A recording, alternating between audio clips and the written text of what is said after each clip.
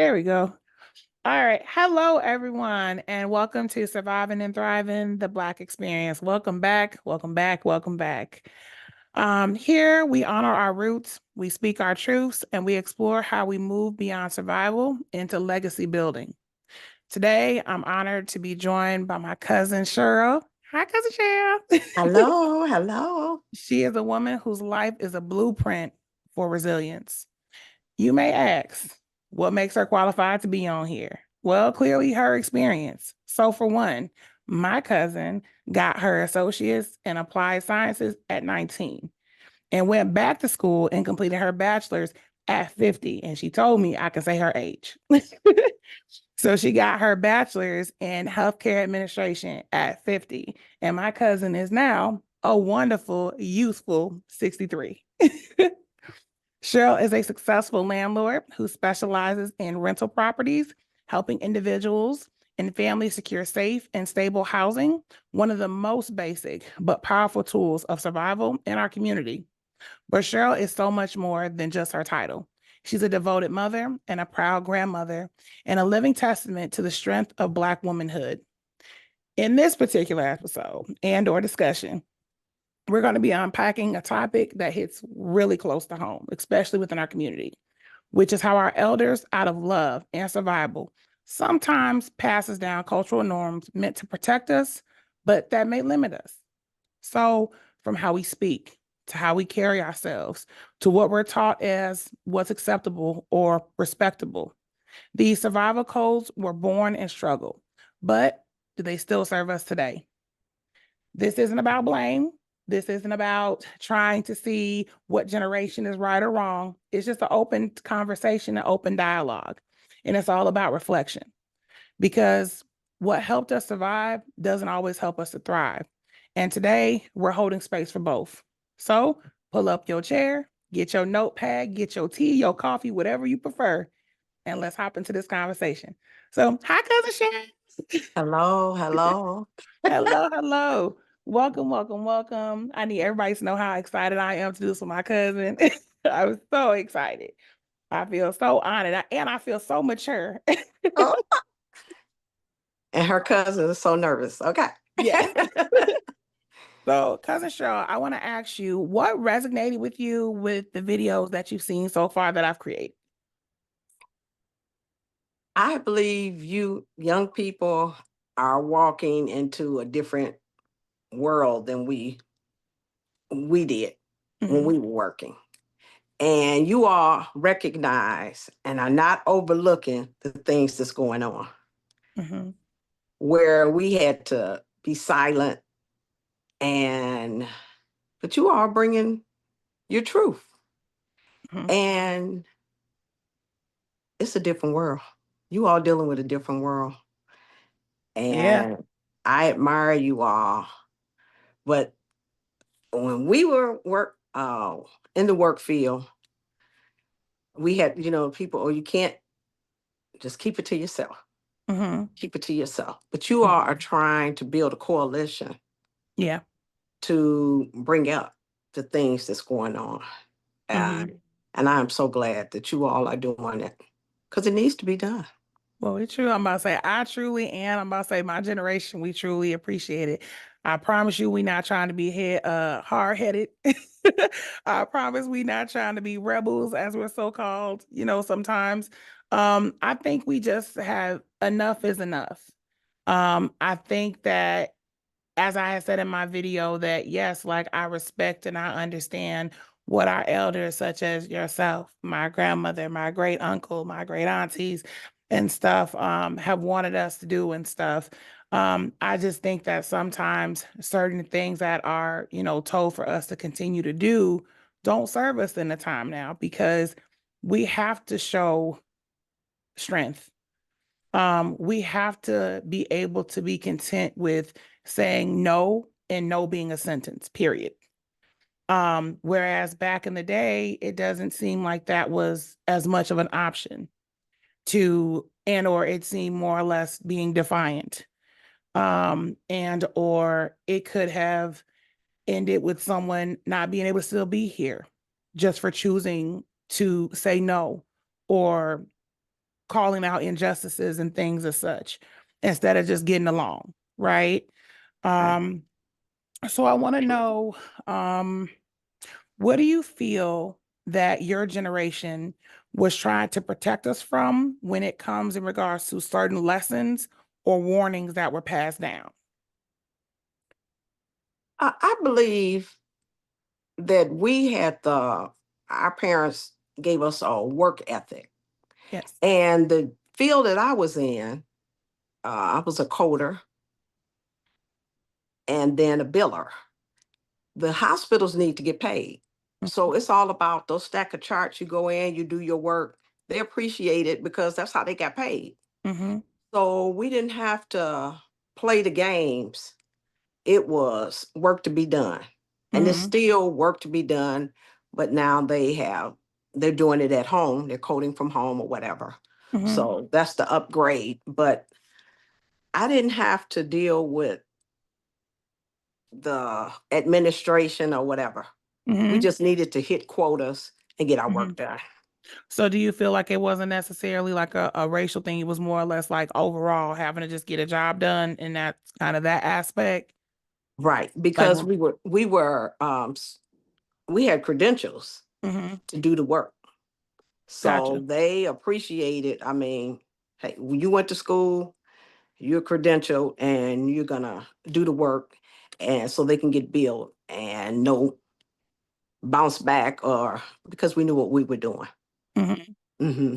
So do you feel that like your mother or your father passed down like work ethic lessons down to you in regards to like how you were to show up or how you were to speak or how you were to dress? Can you talk about that a little bit? Now, my mom, even though young people we think we smarter than our parents, Mm-hmm. but I would get dressed for work because I started working in medical records my senior year in high school. So Mm-hmm. I would come down and say, "Mom, am I dressed okay?" And Mm-hmm. she's like, "Cheryl, you have to cover your arms, Okay. or that's not appropriate for the office." And Okay. I gotta act, but I'm going to do what she said because I realized she knew she's not gonna send me out looking crazy. Mm-hmm. And she don't want anyone talking about me like I have no home training. So Okay. I honored what she said and went and changed my clothes. And didn't understand it, but not gonna argue about it because I gotta get to work. Mm-hmm. And she's trying to she loved me, she giving me good advice. So Right. I worked the program. Yes. Do you think it was like in regards to like her trying to protect you? Like, so for example, you were saying like people not looking at you crazy and stuff like that. Do you know who she was ideally thinking of in regards to respect of like who would talk? And or what she was trying to protect you from in regards to your dressing, like of dressing a certain type or wearing a certain type of clothing for work? Well, I know when I was working at the university and I would see young people come in with disco clothes or nightclub Okay. clothes inappropriate. Right. And it's like somebody didn't tell you that. But a lot of their parents probably never worked in an office and Mm-hmm. knew the protocol on how to Mm-hmm. dress. Mm-hmm. And they've got splits going down their back. Mm-hmm. That's nightclub clothes. You don't wear the sparkles to the job. So And so are you saying they like didn't if know. you know better than you do better is what you're saying? Yes, Okay. yes, I yes. got you. Let me see. So can you share a piece of advice that you often heard maybe growing up that like now you understand differently? I have to see if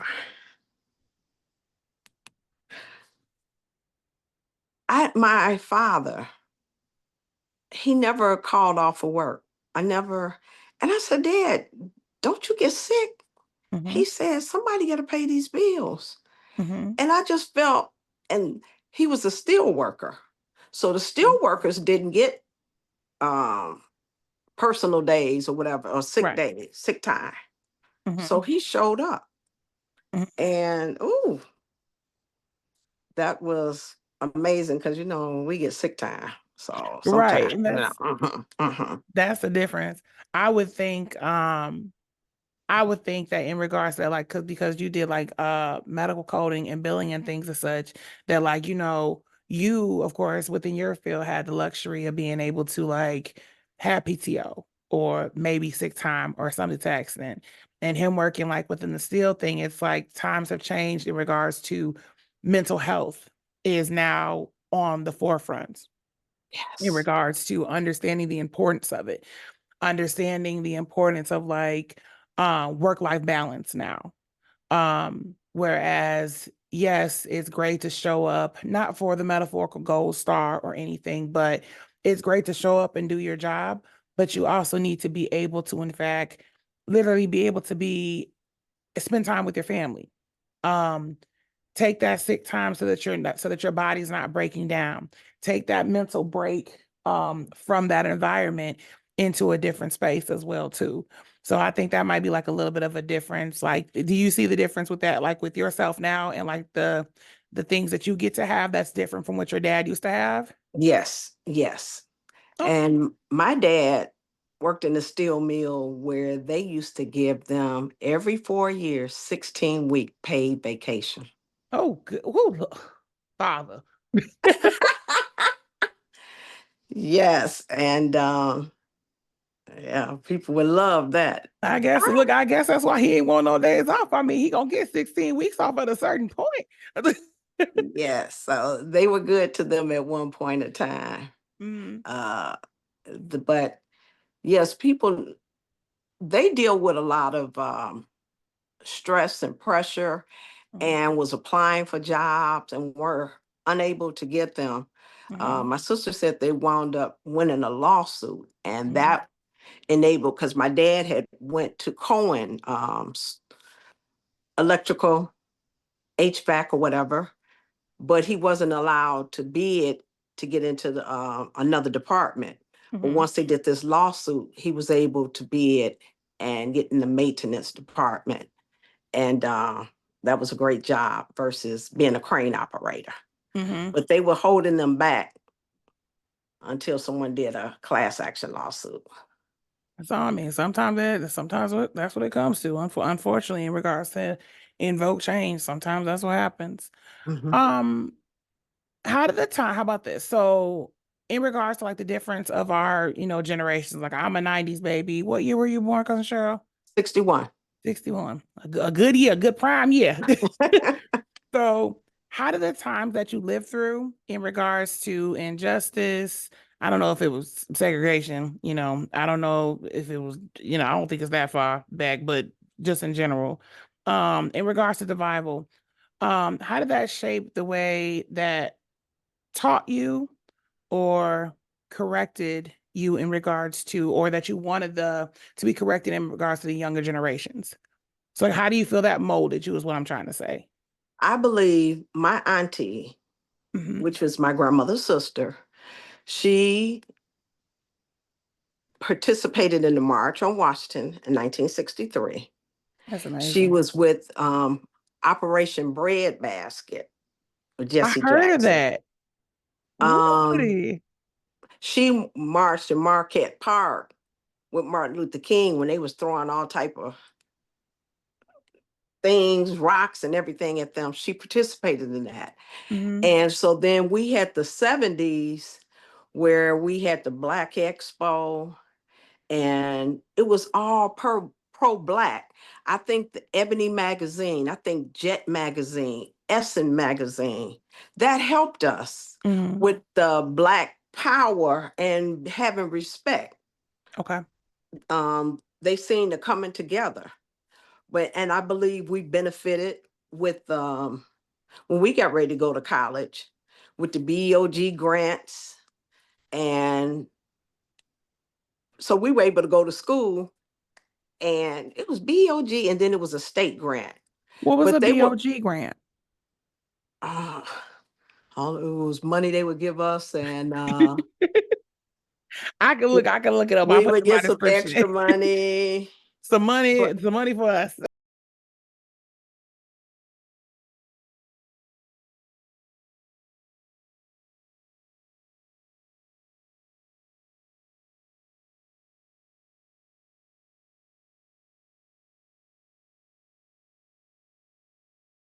and so the people that were wise and used it wisely, Yes. by going to school, because some of them did not take advantage of it. They would get their money and then they would drop out of school. Right. But those of us had to keep our eye on the prize. Yes. And so I think we benefit from the struggles of the 60s. Mm-hmm. So a 70s and half of the 80s until Reagan sort of got in and things, started to change. We benefited from them protesting. Mm-hmm. And I think a lot of them have passed away and things is changing now. Mm-hmm. And I think we sat back and they thought about the generations, us, trying to make it better for us. And I think that the people now, they did not, they're not thinking about our grandchildren. And now I'm sort of worried because So, things is really changing. so what worries you? What worries me is, will my grandchildren be able to get a job and be able to pay this rent and Mm-hmm. have money for food? And will Mm-hmm. they have the benefits at their jobs for health care Mm-hmm. and vacation? So it worries me that things have changed Mm-hmm. and they're changing fast. Yeah. And we're not sticking together like they did in the What? 60s and the 50s. So what was the difference in regards to so what was the difference in regards to solidarity back then versus what it looked like now? I think that people who have and are doing well, they are selfish. They are not trying to look out for others. And like when they did the bus boycott Mhm. in Birmingham, those people stopped riding the bus and they found a way to get to work and they stuck together. Mhm. Because you get people that don't want to stick, oh, well, look, I'm not going to do that. And then it breaks down, but it has to be a solidarity where everybody's sticking together and they knowing, oh, wow, we losing money. Mhm. And so we have to change to help the people. But Mhm. our people, they are not, I don't think they stick together. And Yeah. it's hurting. It's gonna hurt us. Mhm.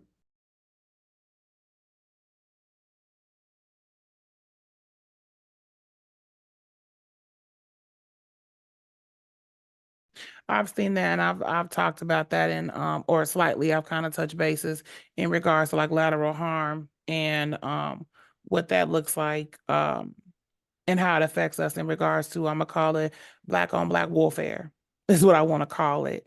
I know that it's very much turned into one for all and all for one. It's very much turned into that and it's so amazing to know that of course my family history was a part of the Martin Luther King Jr. walk and down like it's just amazing to know that we are a part of that history. I remember going in my nana's house, of course, and seeing how many magazines and how many newspapers she had from back then that she kept.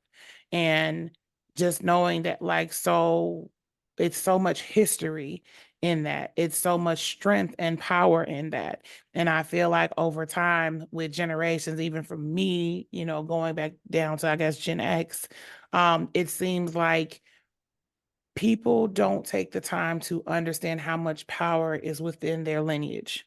I think that for a certain reason, they don't lean in on that. I myself, cause sure, I'll call you real quick in regards to needing that power up of like, what is our family line? Or I'll call, of course, your sister, like, let me know what our story is so I can go ahead and stand in this truth and stand in this power that I own and no one can take away. But I think as these generations are going, um, it's not too many people standing up like that anymore and or wanting to know the history because sometimes it can be painful. Even the content that I, of course, go over as I make these videos, it's heavy. It's not cutesy. It's not gossip of who's dating who, or where is it lit at to be, hanging out at this place and that place. It's so much propaganda already out there in the world, and I don't want to perpetuate it. And I Mhm. know, like, I'm a minority when it comes to that, because that's what sells. That's what drives revenue, is being able to um pretty much to stay in the loop of what's popping.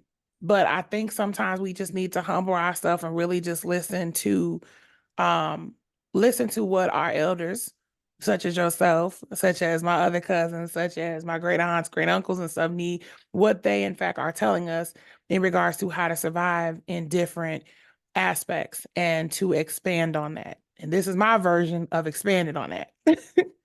Okay. So, um, can you tell me, how did protection sometimes come in the form of silence?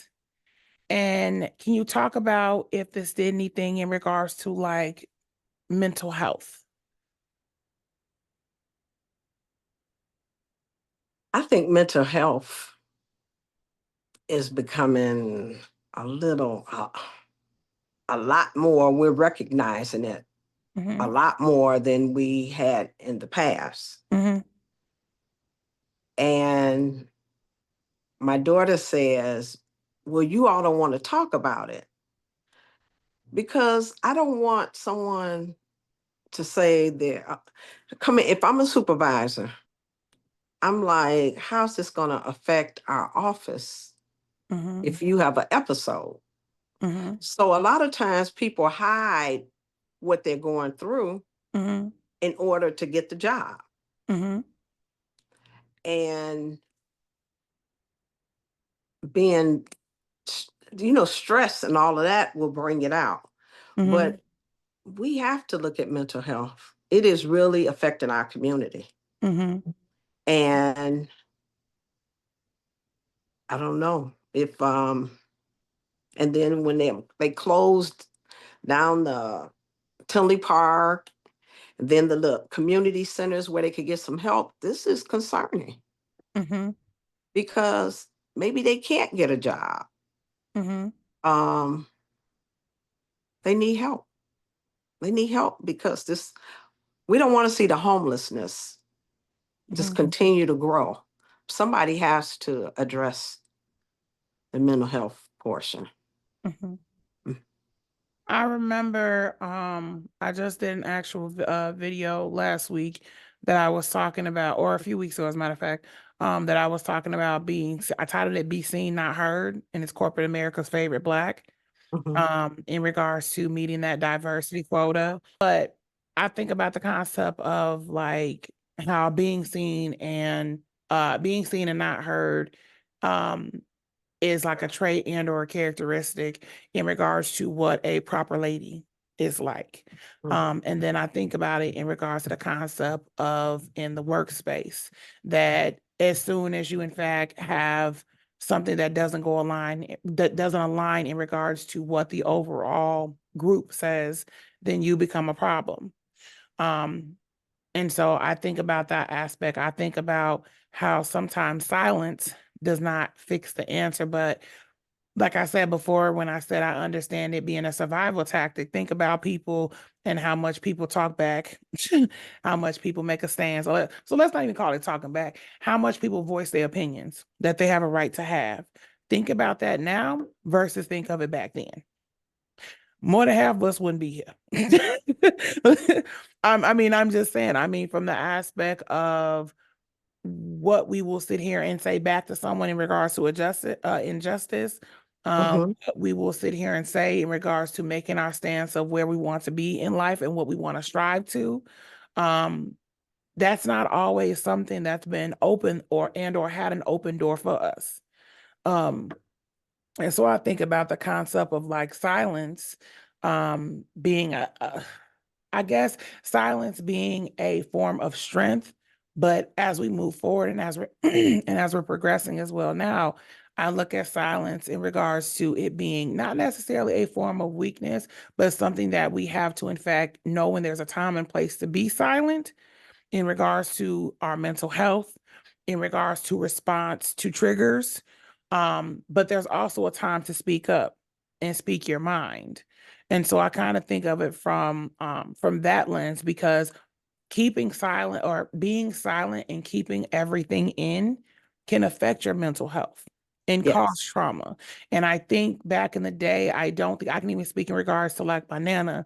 I don't think my nana really understood that, because I remember, and I've said before on my thing, that my grandma used to say, stop wearing your heart on your sleeves, stop crying so much. Nana never cried. I think I saw my grandma cry one time. Like, and it's like, that's not healthy. Like, it's not healthy to not have that release in regards to something that makes you sad, something that makes you mad, something that's confusing, something that's very painful. There's a reason why tears form. And so it's really painful to think of like all the pain that my ancestors must have felt, but they chose to be silent to survive through it. Yes. Which I also understand is like a powerful thing in regards to using silence. And I can also understand that, but I always say, like, now in my brain, it's like silence is not always an answer, and silence is not always beneficial.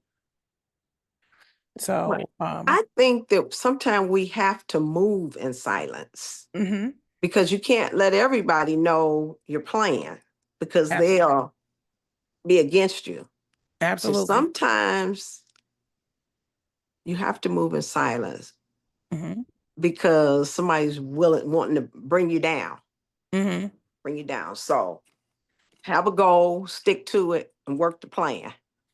And we And can't tell silence, everybody. We can't tell everybody what the our plan is. plans.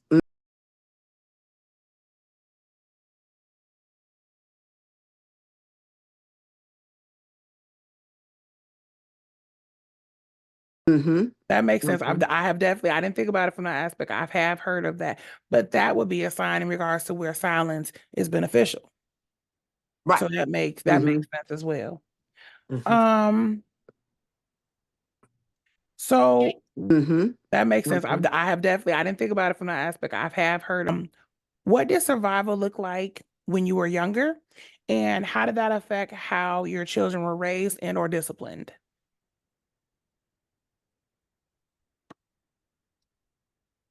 I I think I work and try to make sure that they were active. Mhm, So I would get up, take them to different cheerleading, band, and kept them so busy. I think we were so busy, and then we would go to church. So mhm, our lives were so busy, and the time went by so quick. mhm, Girl Scouts. Um, so I tried to involve them so they didn't have time to wonder foolishness. mhm, No, because we had to do this. Things were structured. mhm, Um, and I think they became great workers. Um, mhm, and I think because we didn't spoil them, we had rental property, and mhm, one side of the property would be paying, and the other wouldn't. So mhm, one would pay. So therefore, they had to get jobs mhm, to buy their own clothes or whatever. So we didn't spoil them. mhm. So they learned how to save, buy their own clothes, and I think it wound up being a blessing So instead of spoiling them. Uh-huh.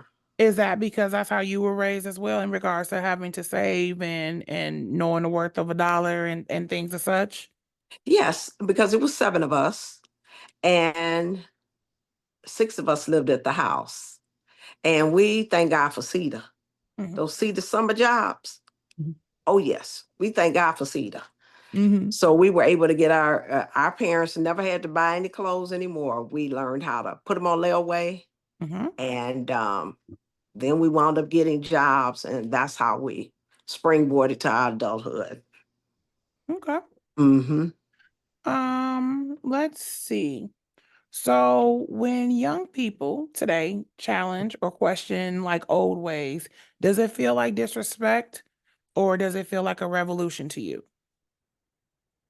Uh, Or it can be I, both. I feel like, I mean, they have to voice their opinions. We want them to ask questions. We want them to be respectful, Mm-hmm. but we need them to listen. Mm-hmm. Also, not to think just because they know how to work a phone and a computer a little bit better than us, that we don't bring anything to the table. We have Mm-hmm. life experience that we have been through. And if they would listen, we would try to help you not have to go through the things we went through. So is it pretty much trying to protect, creating like a safety net that you're trying to do for the next generation when you give advice? Yes. Yes. I tried to show them, like with credit cards, how important it was to pay off in 30 days, to not just, make credit card bills. I put each of them on a credit card. So by the time they graduated, they had established credit. Mm-hmm. And I think they appreciated it because I have stayed on them how important credit was. Mm-hmm. So I don't think they blew it. Mm-hmm. Yeah. So they build on it. Gotcha. So Yeah. See, grandma taught us the complete opposite. And I had to learn the hard way and a good way as well, too, because Nana had taught us the concept of like when you got money, you don't need credit. okay. So she taught us that concept of like saving our money and things like that. So that's why I say like it's a positive thing. But like when I first started trying to like, get my first car or go into my first apartment, like I had money, but it was like you need credit. I'm like, but I have money. Mhm. And they're like, no, but you need credit. Yeah. And I didn't it's a know anything different about mix, credit. Yeah, it's a of different credit you thing. need to have in order Yeah, to and build. I Yes. definitely didn't know, and I feel like I wasn't prepared in that aspect of it yet because I definitely was sitting here thinking, oh no, I got money, I saved, I can pay this off. And they're like, no, no, no, we need your credit. And you can pay that money too, but we need your credit because we need to make sure that you can, I guess, consistently pay it, I guess. Yes. They Yeah, want to so see that you have a history of paying. that And yeah. your grandmother is the only adult who gave me advice and I didn't listen. She About was saving trying to money. put me on game about saving money. Hmm. Oh, how I wish I would have listened. She made it so simple. They be coming out with these little challenges, with the saving binders and all Yes. this other stuff. My grandma had saving binders before those stuff was even a thing. Okay, on TikTok Okay. and everything else. Grandma already had that stuff down. And it Yes. made sense. Like that's how I was able to move out and didn't need no assist, didn't need no credit cards or nothing because I did what she told me to do. Hmm. She wasn't playing no game about that almighty dollar. Yes. Yes. um do you believe that the younger generations are more free or more lost? I think they're lost. Okay. I think they're lost So why do you feel they're lost? because I think that they think they are so much wiser. But when I see how much rent and how much the housing costs, it's like I need them to listen. You all need to listen. You all need to ask because people are not going to give you advice Hmm. if you're not going to listen. Hmm. And they watch. But I'm worried about, can they survive? Will they be able to buy these homes? Um, I'm a little concerned. Yeah, I look, I live it too. I'm not the youngest generation, but I live it too. And I definitely be sitting there driving around and they be like, oh, our lowest 400,000. I said, wait a minute, lowest. What is that? Like, oh my God, I remember when houses used to be like $100,000, even cheaper than that. Like, I can remember Yes. that. And now it's like, no, these homes are like no less than like $350,000 at this point. And Yes. I just think about like the mortgage and just how long. And it's like you pretty much working to pay off that home to leave it to somebody else depending on what you make. Because unless you're making like a buku amount of money in regards to being able to pay that off, or you saved up a buku amount of money to be able to pay off a house, just like that. You're going to be working your whole life to pay off that house. And if your Yeah. next generation doesn't take over that house will be gone. So you Hmm. worked your whole life to live in to virtually rent, to rent a house, but with a mortgage.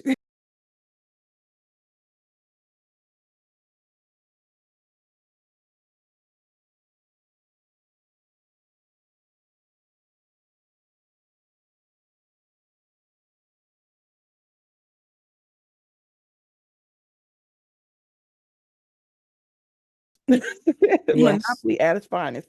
You were talking about wisdom. So where do you feel that wisdom comes from that you're trying to have the younger generation to um, take heed to? I don't think they want to listen. They don't want to hear. They think they know everything. Google is their God. Uh, mm, Google is their God. And I think with us, God was first. mm-hmm, We tried to do unto others as you would have them do unto you. mm-hmm. We tried to love our neighbor as ourselves. Yes. And when you put God first and then try to ask for his guidance, listen, he will lead you. Yes. But if Google gonna be their guide, Oh bless them, Lord. bless them, because you're gonna need Jesus. You need more than that. You're gonna need him to help you to maneuver the Mhm, traps and to find the deals, and you're gonna need them. And you gotta mhm, listen, because people are willing to help if you ask. mhm. But if And if they you got see you're your, not gonna listen, they're not gonna waste their breath, because that's that's disappointing. that's true. And at that point it ends up being a waste of time. I completely understand. If you could rewrite one of the old narratives or one of the messages that comes from like the older generation, with today's wisdom, what would you say differently now? If if you could take wisdom, appreciate wisdom, it will keep you from being like the people when Moses asked to let them go free and they wandered for 40 years. If you would put God first, seek wisdom, it will save you 20 years of just wondering. Mm, Because when you're 60, it's over. If you're mhm. 20 and you didn't listen for 40 years, that's 60 years. And Yeah, people not trying to give you no 30-year mortgage at 60. yeah, So, yeah. that that absolutely makes sense. That absolutely makes sense.